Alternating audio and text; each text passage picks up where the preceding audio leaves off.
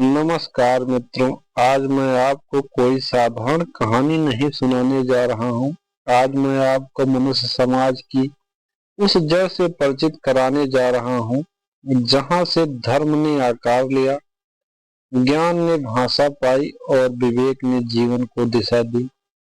आज की कथा है चार जातियों में सबसे पहले जन्म लेने वाली ब्राह्मण जाति की। यह कथा न तो अहंकार की है, न किसी को ऊंचा या नीचा दिखाने की। यह कथा है कर्तव्य की, संयम की, त्याग की और ज्ञान के उस भार की जिसे उठाना हर किसी के बस की बात नहीं होती। तो आइए समय के उस आरंभिक बिंदु पर चलते हैं जहां सृष्टि अभी बोलना सीख रही थी। सृष्टि के प्रारंभ में न कोई राजा था, न कोई प्रजा, न जाति थी, न वर्ण। चारों ओर केवल शून्य और उस शून्य में एक महाशक्ति की धड़कन। वही शक्ति जिसे हम ब्रह्म, परमात्मा या ईश्वर कहते हैं। जब ब्रह्म ने सृष्टि की रचना का विचार किया तो केवल शरीर नहीं रचे गए, बल्कि कर्तव्य, स्वभाव और उत्तरदायित्व भी रचे गए। क्योंकि बिना उत्तरदायित्व सृष्टि केवल भीड़ बन जाती है। ऋग्वेद के पुरुष सूक्त में कहा गया है, ब्राह्मण मुख से, क्षत्रिय भुजाओं से, वैश्य जंघाओं से, शूद्र चरणों से उत्पन्न हुए हैं। लेकिन मित्रों, यह शरीर की ऊंच नीच नहीं, बल्कि कर्तव्य का विभाजन था।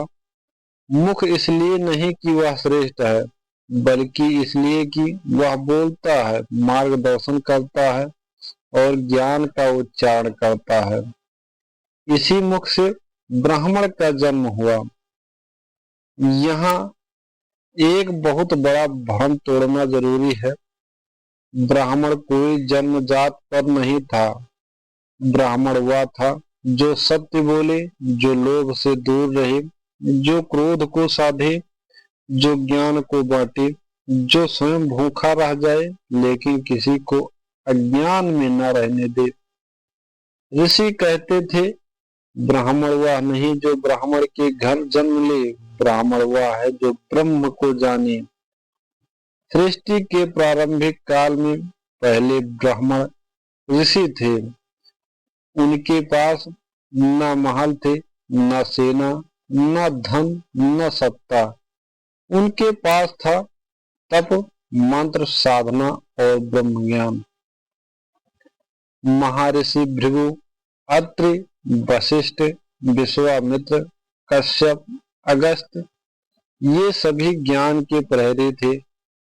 राजा भी उनके चरणों में बैठकर राजधर्म सीखता था। ब्राह्मण का जीवन सबसे कठिन था।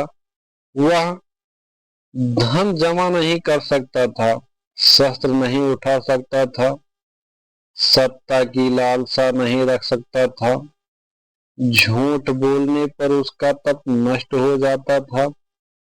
एक छोटी सी गलती सालों की साधना को जला देती थी। ब्राह्मण स्वयं तपता था ताकि समाज को उजाला मिल सके।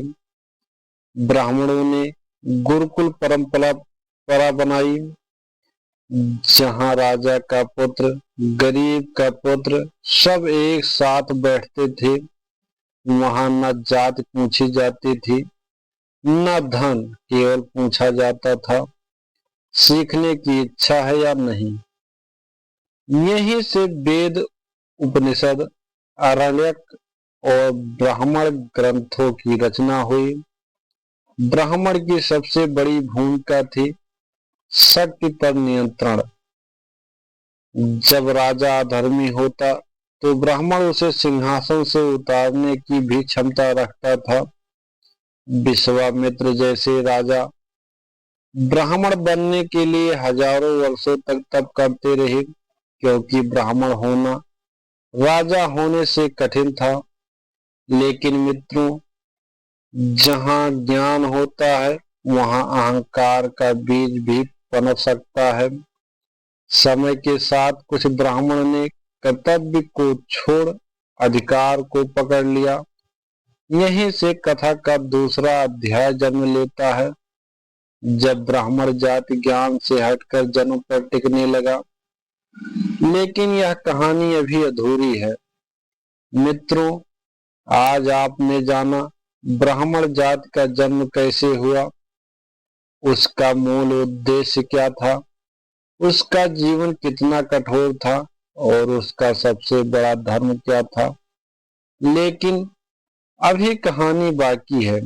आगे हम जानेंगे भाग 2 में ब्राह्मणों में पतन कैसे आया, समाज में विभाजन कैसे बढ़ा और सच्चा ब्राह्मण आज कौन है। तो दोस्तों, अगर आपको यह कथा पसंद आई हो तो हमारे चैनल शिक्षा और कहानियां को लाइक करें, शेयर करें, सब्सक्राइब करना ना भूलें। जय हिंद, जय भारत।